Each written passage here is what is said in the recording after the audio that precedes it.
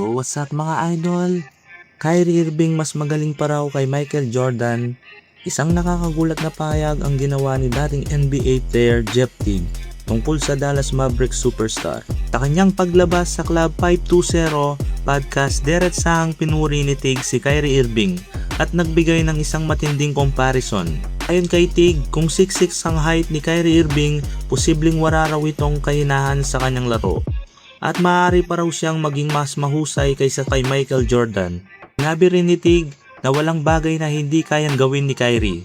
Para sa kanya, kayang-kaya ni Irving ang anumang sitwasyon sa basketball. Lalo na sa mga malalaking pagkakataon, kilala kasi si Kyrie Irving sa kanyang elite ball handling, napakabilis na galaw at kakayahang gumawa ng mahihirap na tira. Sinabi pa niya, comparison lamang ito. Kung mas matangkad si Kyrie, maaaring magbago rin ang ilan sa kanyang natural na abilities. Ayun pa man, kahit hindi siya 6'6, napatunayan ni Kyrie Irving na isa siya sa pinaka-skilled offensive player sa kanyang henerasyon. At ngayon, paparating ang 2026-2027 NBA season. Malaking bagay para sa Mavericks ang kanyang pagbabalik matapos niyang mamiss ang buong nakaraang season dahil sa ACL injury. Asang magiging isa siya sa pangunahing playmakers ni Cooper Flagg. Kung tuluyan ngang bumalik si Kyrie Irving sa kanyang dating forma bago ang injury, maaaring mas maging delikado ang Dallas Mavericks kaysa sa inaasahan ng marami. Ikaw, sang-ayon ka ba kay Jeff Teague? Kung 6'6 si Kyrie Irving, kaya ba niyang maging mas mahusay kay Michael Jordan? Pabalik pa ba si Klay Thompson sa Golden State Warriors? Ang hindi pa mangyayari ang matagal na inaabangan reunion ni na Klay Thompson at Stephen Curry. At posibleng kailangan pa itong hintayin hanggang 2027.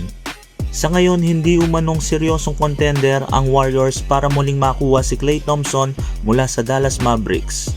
Timik din ang naging off-season ng Golden State Warriors, kabilang sa kanilang mga pangunahing moves ang muling pagpirma kay Draymond Green at ang deal para kay Kristaps Porzingis. Dito mukhang halos pareho pa rin ang roster na gagamitin nila ngayong season.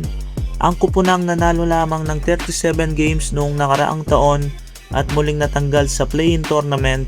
Ayon kay NBA insider na si Brett Siegel, may isang malaking dahilan kung bakit hindi pwedeng mangyari ang reunion ngayon. Kailangan munang maging free agent si Klay Thompson sa susunod na off-season.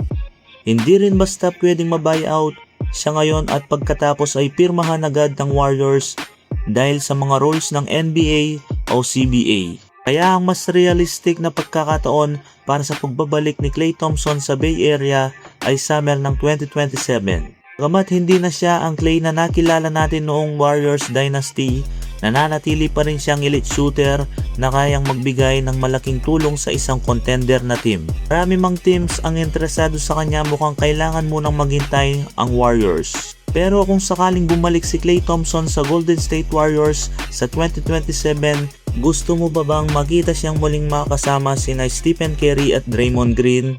Kayo mga idol, ano ang opinion ninyo dito mga idol? I-comment sa ibaba mga idol at maraming salamat po mga idol.